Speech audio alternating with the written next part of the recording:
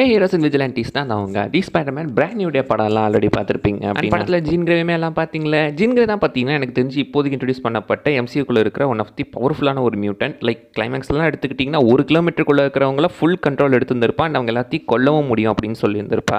So அந்தளவுக்கு ஒரு பவர்ஃபுல்லான மியூட்டன்ட்டை இப்போ எம்சியூக்குள்ளே கரண்ட்டாக இன்ட்ரடியூஸ் பண்ணியிருந்திருக்காங்க.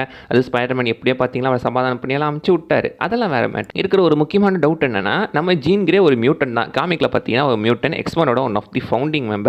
அப்படி இருக்கிற இவ எப்படி திடீர்னு எம்சியூக்குள்ளே வந்தா? அந்த ஒரு டவுட் நிறைய பேருக்கு இருந்திருக்கலாம். ஏன்னா டெக்னிக்கலி பார்த்தீங்கன்னா இப்போ எம்சியூக்குள்ளே எக்ஸ்மென்ஸ் கிடையாது. அதுதான் நமக்கு தெரிஞ்சது ஒன்று.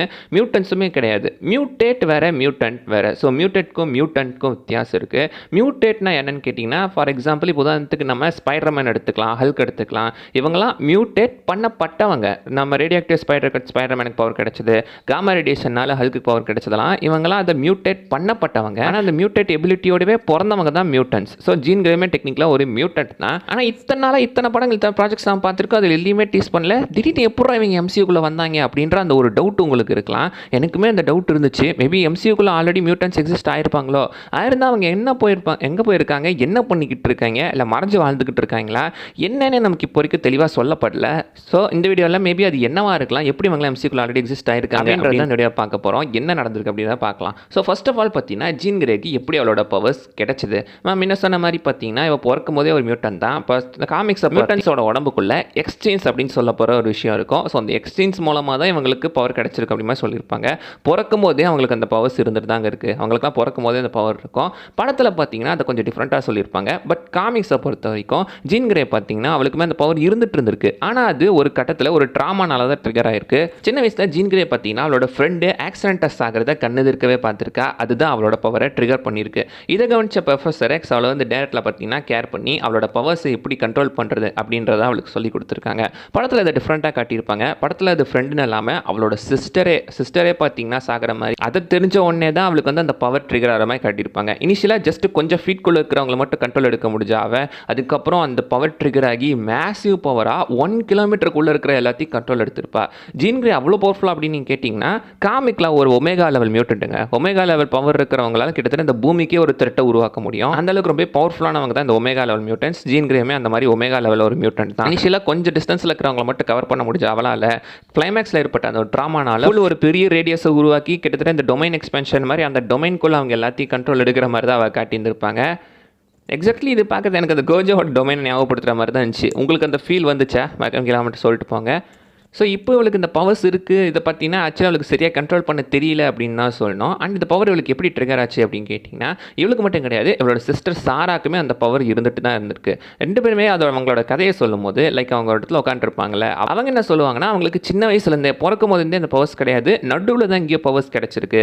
லைக் அவங்க அம்மா பார்த்தீங்கன்னா சின்ன வயசில் நல்லா தான் பார்த்துட்டாங்க. பவர்ஸ் கிடைச்சதுக்கு அப்புறம் தான் விட்டுட்டு போயிட்டு தான் மென்ஷன் பண்ணியிருக்கோம். சின்ன வயசில் அவங்களுக்கு பவர் இல்லை, நடுவில் தான் இங்கேயோ அந்த பவர் பார்த்தீங்கன்னா ட்ரிகர் ஆகிட்டு இருக்கு. அது எதுவாக இருக்குன்னு நீங்கள் நினைக்கிறீங்க? அது சின்ன டவுட்டு தாங்க.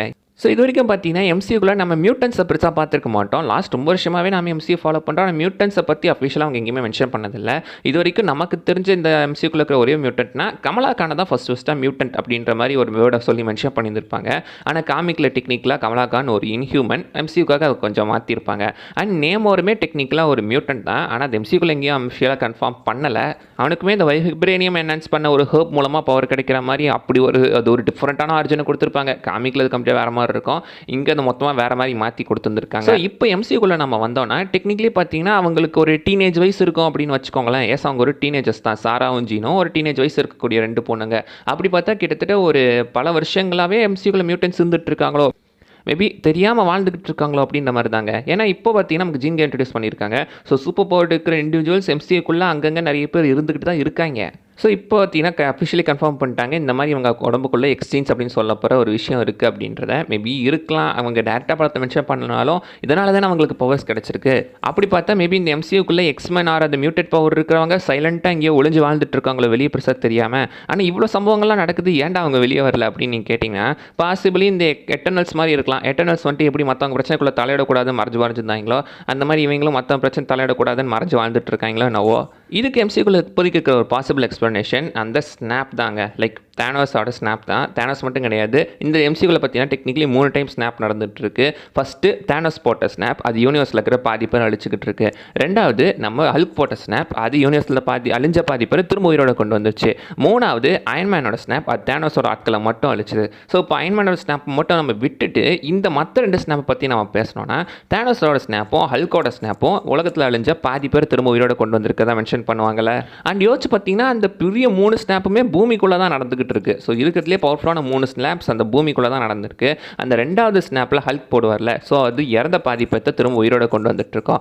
டஸ்டான பாதி பேர் திரும்ப உயிரோட வந்துட்டாங்க அப்படின்னா அவங்க உடம்புக்குள்ளே மேபி ஏதோ ஒரு சேஞ்சஸ் நடந்திருக்கலாம், அது நடக்கப்பட்டிருக்கலாம். இந்த பிளிப் ஆகிட்டு போயிட்டு திரும்பி வந்தவங்களாம் இருக்காங்களே, அவங்களுக்குலாம் மேபி உடம்புக்குள்ளே ஏதோ ஒரு அந்த எக்ஸ்ஜீனோ ஆர் சம்திங் ஏதோ ஒரு விஷயம் ட்ரிகர் பண்ணப்பட்டிருக்கலாம். அதனால் அவங்களுக்கு பவர் கிடைச்ச மாதிரி சொல்லியிருக்கலாம். ஆர் இல்லைனா நேச்சுரலாகவே ஆல்ரெடி எம்சியூக்குள்ள மியூட்டன்ஸ் இருக்காங்க அப்படின்ற மாதிரி சொன்னாங்கன்னா அது பல கேள்விகளை தான் எழுப்போம். எனக்கு தெரிஞ்சு அந்த மாதிரிலாம் போகாமல் சிம்பிளாக இந்த மாதிரி ஒரு எக்ஸ்பிளேஷன் கொடுத்து முடிக்கிறது தான் வாய்ப்பு இருக்குது. ஆனால் எனக்கு என்ன டவுட்டுன்னு கேட்டிங்கன்னா, இவங்க எக்ஸ்பிளேஷனே கொடுக்க மாட்டாங்க அப்படின்னு தாங்க நான் நினைக்கிறேன். எக்ஸ்மென்ஸ் ஆல்ரெடி எம்சியூக்குள்ளே இருக்காங்கப்பா அவ்வளோதான் அப்படின்ற மாதிரி சிம்பிளாக சொல்லி முடித்தாலும் முடிக்கலாம். ஆர் அவங்க எக்ஸ்பிளைனே கொடுக்காம இருக்கலாம். ஏன்னா அடுத்து டூம்ஸ்டே படம் வரப்போகுது, சீக்ரெட் வார்ஸ் வரப்போகுது. சீக்ரெட் வார்ஸில் எப்படி பேட்டில் வேர்ல்டு கிரியேட் ஆகிரும், யூனிவர்ஸே கொலாப்ஸ் ஆகி திரும்ப தான் எப்படியும் அது ரீக்ரியேட் ஆக போகிற மாதிரி நம்ம காட்ட போகிறாங்க. அப்படி இருந்தால் மியூட்டன்ஸ் ஆல்ரெடி எம்சியூக்குள்ளே இருந்துக்கிட்டு தான் இருக்காங்க.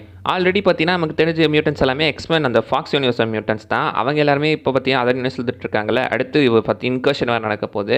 இந்த இன்கர்ஷன் ஈவெண்ட்டில் இந்த உலகங்கள் எல்லாமே அப்படியே மர்ஜ் ஆகி திரும்ப பிரிஞ்சு பழைய மாதிரி ஆகும்போது அந்த டைமில் கண்டிப்பாக பார்த்தீங்கன்னா இந்த மியூட்டன்ஸ் எல்லாமே எம்சியூக்குள்ளே வரதுக்கான வாய்ப்பு இருக்குது. ஸோ எம்சியோட அந்த ஒரு main earth time லைனுக்குள்ளே mutans, Avengers, அப்புறம் மொத்தம் எல்லாருமே ஒன்றா வந்துட்டாங்கப்பா, மேபி இன்ஹியூமன்ஸ் கூட இவங்க கூட இருக்கலாம் அப்படின்ற மாதிரி சிம்பிளாகவே இதை சொல்லிட்டு போகலாம். எனக்கு தெரிஞ்சு இப்போ பார்த்தீங்கன்னா ஜீன் கிரே எப்படி இதுக்குள்ளே எப்படி வந்தா அப்படின்ற எந்த ஒரு எக்ஸ்ப்ளனேஷனுமே கொடுக்காம டேரெக்டாக பார்த்தீங்கன்னா சீக்ரெட் வார்ஸ்லேருந்து எம்சியூக்குள்ளே இந்த மியூட்டன்ஸ்லாம் வந்துட்டாங்க, இந்த இன்கர்ஷன் மூலமாக எல்லாம் எப்படி மாற்றிட்டாங்க அப்படின்ற மாதிரி சிம்பிளாக அதை சொல்லி முடிக்கிறதுக்கான வாய்ப்புகள் தான் அதிகமாக இருக்குது. ஃபர்ஸ்ட் ஆஃப் ஆல் பார்த்தீங்கன்னா அவங்க ஜீன் கிரேன்ற கேரக்டர் தான் இனிஷியலாக நிறைய பேர் பேச்சு போய்கிட்டு இருந்துச்சு. பட் ஜீன் கிரே கிடையாது, இந்த கேரக்டர் அந்த கேரக்டர் நிறைய இது போயிட்டு இருந்துச்சு. நான் ரஷ்யல் சம்மர்ஸ்லாம் நினச்சிக்கிட்டு இருந்தேன். ஏன்னா எம்சி கரெக்டாக இருக்கும்போது டூம் வந்துட்டு இவள் கடத்திட்டு போகிறாரு, பவர் யூஸ் பண்ண போகிறான்ற மாதிரி தான் ஒரு பேச்சு போயிட்டு இருந்துச்சு. பார்த்தா இப்போ அது கம்ப்ளீட்டாக வேறு மாதிரி மாறிடுச்சு. ஸோ அஃபிஷியலாக பார்த்தீங்கன்னா இப்போ Sadie Sink Jean Grey character தான் ப்ளே பண்ணுறாங்கன்றது எல்லாத்துக்கும் தெரிஞ்சிச்சு. ஆனால் படம் பார்த்தீங்கன்னா தேட்டரில் ஓடும்போது Jean Grey name reveal Jean கிரேனா யாருன்னு யாருக்குமே தெரியலிங்க. அந்த நேமுக்கு ஒரு அப்ளாஸே கிடையாது. லைக் சேடி சிங்கை ரிவீல் பண்ணும்போது எல்லாம் கத்துனாங்க, அது ஒரு வில்லன் கேரக்டர் ப்ளஸ் ஆல்ரெடி நான் இப்போ ஸ்ட்ரேஞ்சர் திங்ஸ் பார்த்துருப்பாங்க. பக்கத்தில் தான் கூட இந்த ஸ்ட்ரேஞ்சர் திங்ஸ் மேக்ஸ் தானடா அப்படின்ற மாதிரி சொல்கிறதெல்லாம் நான் கேட்க முடிஞ்சு. ஸோ ஸ்ட்ரேஞ்சர் திங்ஸில் வந்து ஒரு கேரக்டர் அப்படின்ற மாதிரி தான் அவங்கள பார்த்து எல்லாம் ஆரவாரம் பண்ணாங்களே தவிர இந்த ஜீன் கிரேன்னு அவங்களுக்கு யாரையுமே தெரில. ஸோ இந்த கேரக்டர் எஸ்டாப்ளிஷ் பண்ணுறதுக்கும் இது டெவலப் பண்ணுறதுக்கும் மார்வல் இன்னும் கொஞ்சம் பார்த்தீங்கன்னா டைம் எடுத்துக்க தான் வேணும். அண்ட் அவ்வளோதாங்க இந்த வீடியோவில் நான் சொல்ல வந்தது. அதாவது விஷயம் மிஸ் பண்ணால் நீங்கள் கீழே கமெண்ட் பண்ணி பார்க்கலாம். நீங்கள் என்ன நினைக்கிறீங்க, எம்சியூக்குள்ளே ஆல்ரெடி மியூட்டன்ஸ் எப்படி வந்திருப்பாங்க, மறைச்சு வாழ்ந்துட்டு இருக்காங்களா, இல்லை என்னடா பற்றி நீங்கள் கமெண்ட்டில் சொல்லிட்டு போங்க பார்க்கலாம். அண்ட் அடுத்த வீடியோவில் பார்க்குற வரைக்கும் பை பாய்.